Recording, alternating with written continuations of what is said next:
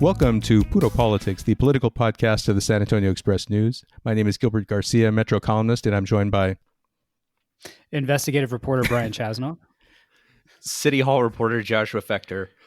And for those of you listening, we're struggling a little bit with the introductions because we're doing this remotely. That was the second time we recorded that. Yeah, and we still struggled with it, but that's okay. The first one was better. I just want to jump in on everybody. Take one is always better. I mean, it's just I think that's kind of the rule of thumb in that. But so we're it's the Ed Wood rule. Well, we're bringing in like obscure B movie directors now. I like this. So we this with is what politics, people listen for. Yeah. So we're about 4 weeks now into basically stay-at-home policies that have been pretty widespread in the country. I think the official stay-at-home order from Mayor Ron Nirenberg was a little less than that. It was maybe about 2.5 weeks ago. But I think most people have been staying at home, and a lot of businesses have been shut down for about 4 weeks now. And I think we're at a point where people the predictions have been that in Bexar County, this is about the time when we'd hit the peak of coronavirus infections, and I think that remains to be seen. We're at about 772 cases as of Monday morning when we're recording this, and we've had 30 deaths. And I mean, I think the 772 cases, I think they're pretty much we've seen them all within a period of about 4 weeks or so. So obviously the human cost of this has been enormous and continues to grow. And that's been on the healthcare side. We've also seen tremendous impacts on the economic side. And Josh, I wanted to talk to you a little bit because you've been covering the impact on the city, because we're seeing both the state of Texas, which really relies heavily on sales taxes, and the city of San Antonio, which to a lesser degree also relies on sales taxes, being just brutally affected by the fact that businesses have pretty much shut down. What did we learn last week about the fiscal impact on the city of San Antonio? Well, I mean, if you had any doubt about just how dependent the city is on the hospitality industry, the tourism industry, right, in San Antonio for its revenue, last week, really put that into stark relief. Last week, city budget writers briefed city council on a $100 million hole that had been put in the city's coffers. It was $100 million basically in sort of hotel occupancy tax that was missing, along with several other sort of related tourism sort of fees, convention fees, convention center fees, airport fees, and as a result, they had to furlough 270 municipal employees. Those are in departments funded by the hotel occupancy tax. Think of people who work at the convention center, people who work at the Alamo Dome, but also people in the arts and culture department. There are a couple of other departments there that have seen furloughs. Are the furloughs for about they're for 3 months? Is that right? Yes, I believe they're through the end of July. And what else you've seen is sort of a cut to arts agency programs through basically the rest of the fiscal year, which ends at the end of September. And that's on top of another $82 million dollars in cuts that you've seen from falling hotel occupancy tax that were made about 2 weeks ago, sales tax as well. Those cuts were made to things like street improvement projects, economic development incentives. So overall, you're seeing about a $180 million hole in the city's budget caused by this crisis. So when you talk about the street projects, the idea is basically we're looking at pushing these back to the next fiscal year, or what is the thought on that? It's I'm actually a little bit unclear on that. It would they but a bunch of stuff is on hold. There was some controversy last week over pausing of building of sort of bike lanes.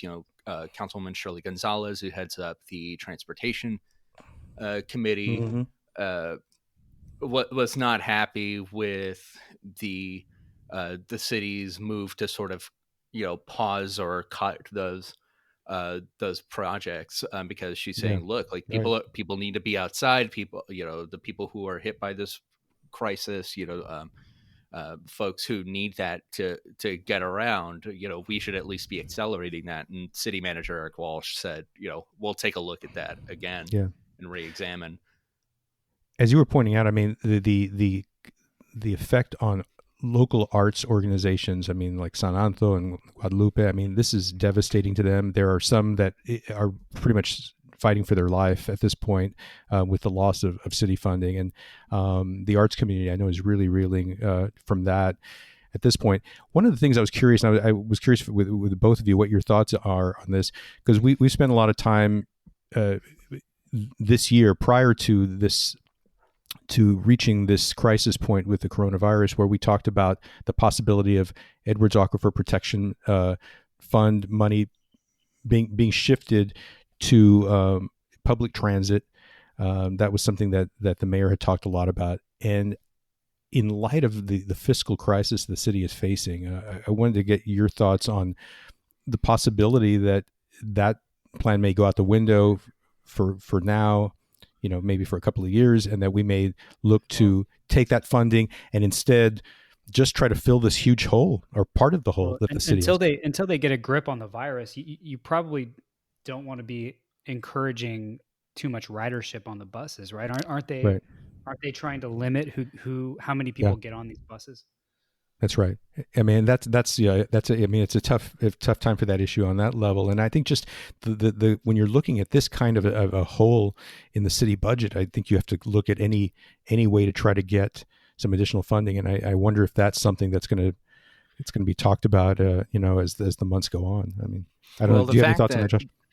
Yeah. Well, the fact that this hasn't been, sort of directly addressed, and a lot of people aren't talking about it, I'm told is kind of not a good sign for this campaign. And, you've seen a lot of, the daily business of local democracy be upended by this thing. Right. And I mean, and you saw that happen with, the pre-K for SA vote, for instance. We were going to have that in May, so that it wouldn't have to go to that it wouldn't be cluttered on the November ballot. It wouldn't be the victim of that.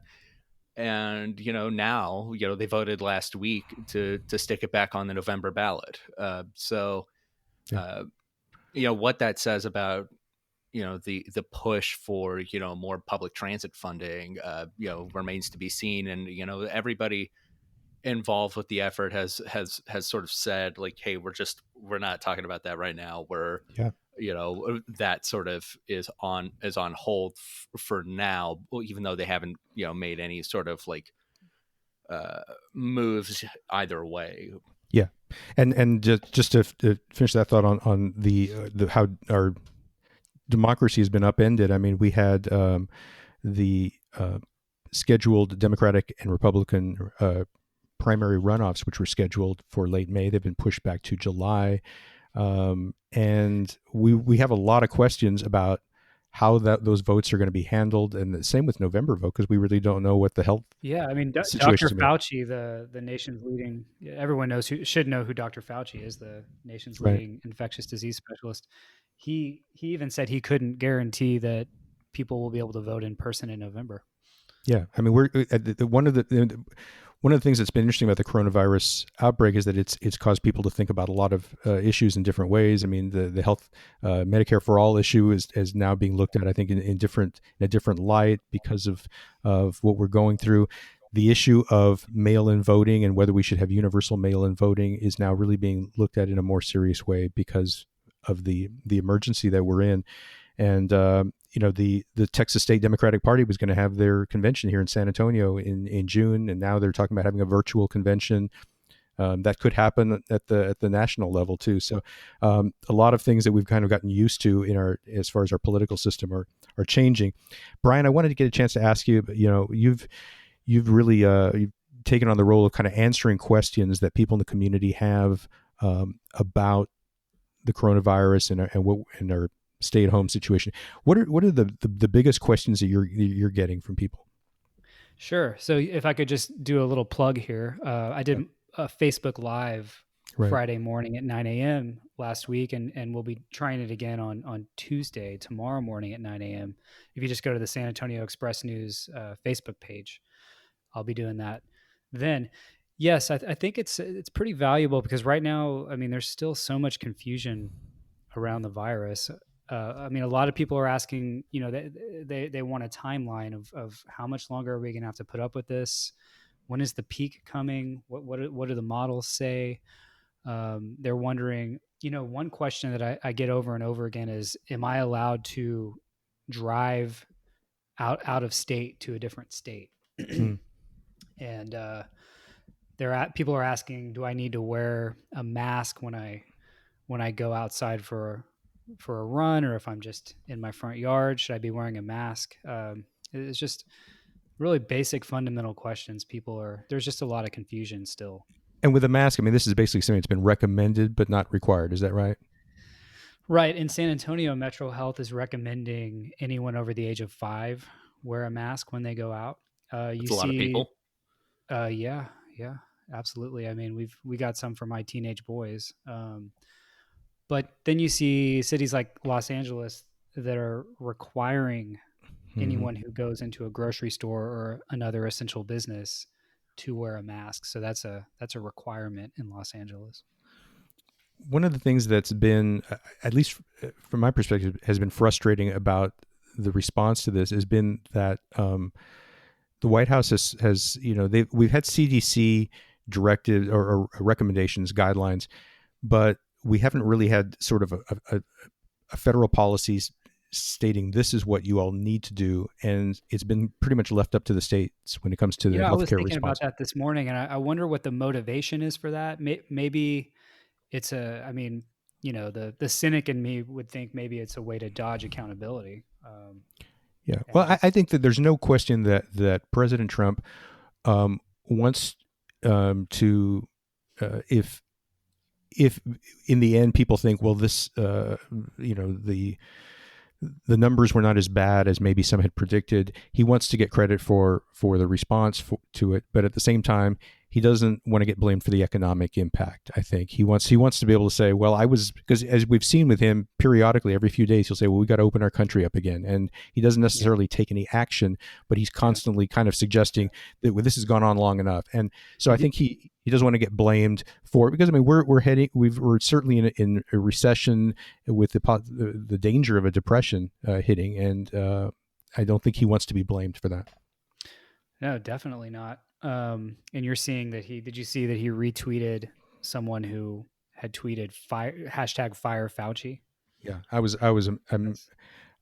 was pretty astounding. I mean, and so I mean, this is something that we're going to be watching over the course of this week, but Anthony Fauci, I think, has been, for a lot of people, the person they've looked to, the most trusted voice on what our public safety response should be to this. And Donald Trump is clearly starting to side with people who are critical of Fauci, because Fauci has been honest in saying that the federal government's response to this was slow, and there was not enough testing, there was not enough equipment available for healthcare workers, and that's why. Yeah, I think Fauci acknowledged that if the United States had kept people at home maybe a couple weeks sooner, that we wouldn't see such an explosion of cases here. I mean, the United States is the epicenter of the global pandemic right now, and it's really bad here.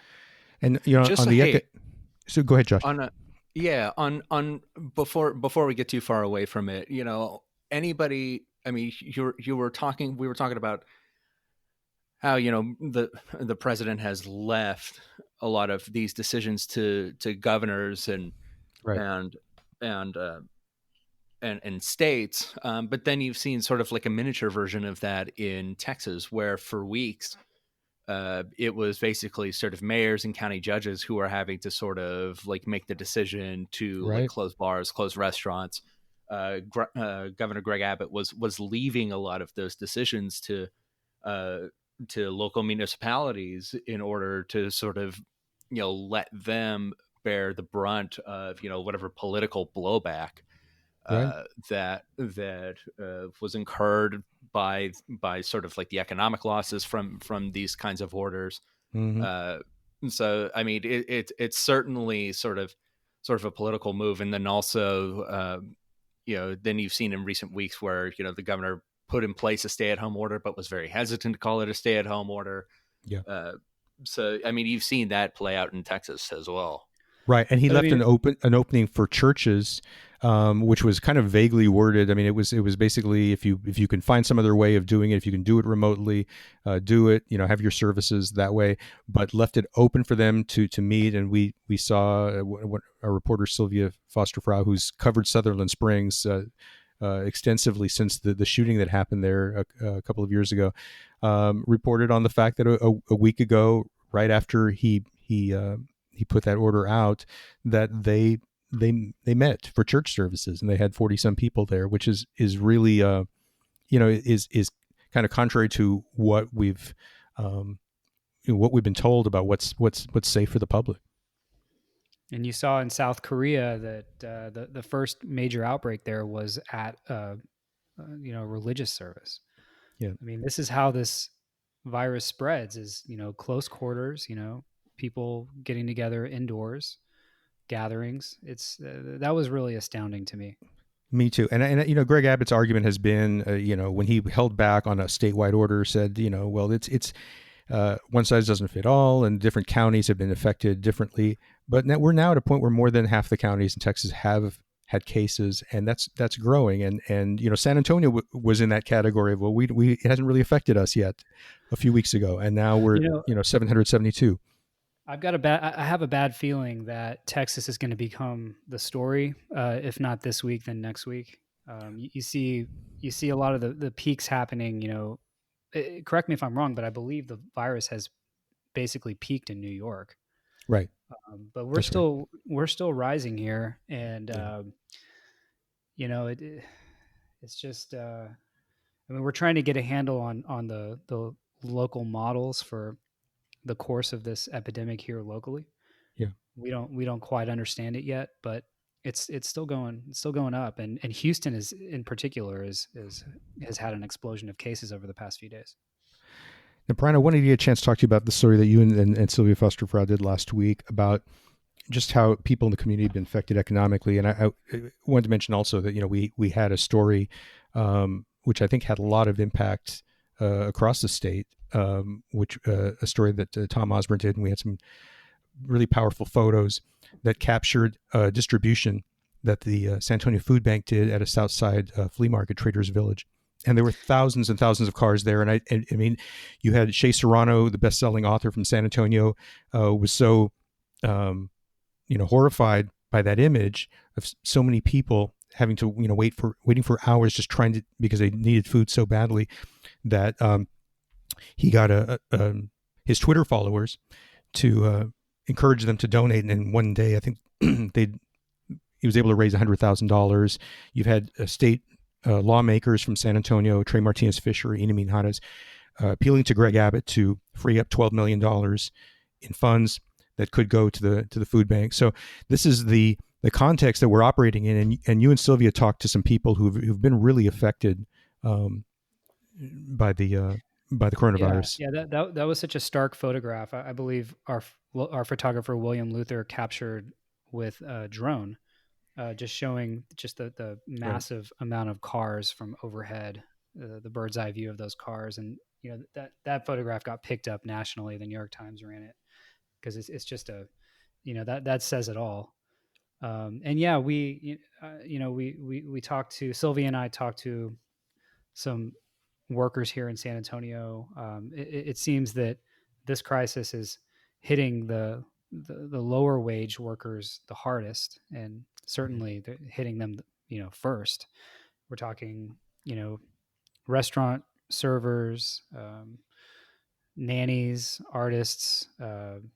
We talked to a woman who was out at the food bank distribution. She was working for a moving company. She'd been at the moving company for 18 years, but her hours got cut. And we heard that a lot, hours getting cut. People not necessarily getting laid off outright, but their hours getting cut. Right. And when you combine that with a fear of the virus, some people just say it's not worth it, to make $200 a week and potentially get a fatal disease. So they're, they leave their jobs. And I spoke to a woman who cleans houses for a living, and all of her clients told her to just stop coming because, you're supposed to limit your interactions with people as much as possible. I mean, we did the same thing at our house. We had someone who came over every other week to help us clean, but we stopped that out of concern for exposure. Sure. And so this woman was trying to get through to the Texas Workforce Commission to get to file for unemployment. She couldn't get through, and finally she reached out to the office of State Representative Steve Allison, who was able to facilitate the Workforce Commission getting back to her. So that was kind of one little glimmer of good news in that story we worked on. Yeah. And that's part of the story, that our system is getting taxed to a point that it never has. We haven't seen these kinds of numbers when it comes to people filing for unemployment. We're seeing so many businesses filing for small business loans under this Paycheck Protection Program in the federal Stimulus Act, and so but now banks are getting overloaded. So the whole system is really getting overloaded with things. But there was a statistic in your story that really was just mind blowing to me, which was for the week ending March 28th, you had nearly 21,000 people in Bexar County apply for unemployment benefits. Last year, same week, 566 people. So that's 37 times the number that we had last year. It's just incredible. Yeah, the carnage has been extreme and pretty instantaneous. Before we wrap things up, I wanted to get both of your thoughts on this idea, which I don't think there are any easy answers on this, but there's impatience within the country to sort of go back to the old way, while there's also fear about what that would mean. And we hear that there's the possibility of a second wave or other waves of this virus if people go, that we will see a return to normalcy. And will it be just sort of incremental? Will it mean that we maybe go back to work, but we still limit some of our social interactions? I mean, how do you see this playing out? Yes.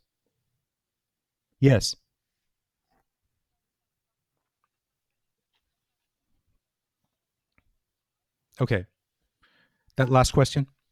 Okay. Thank you.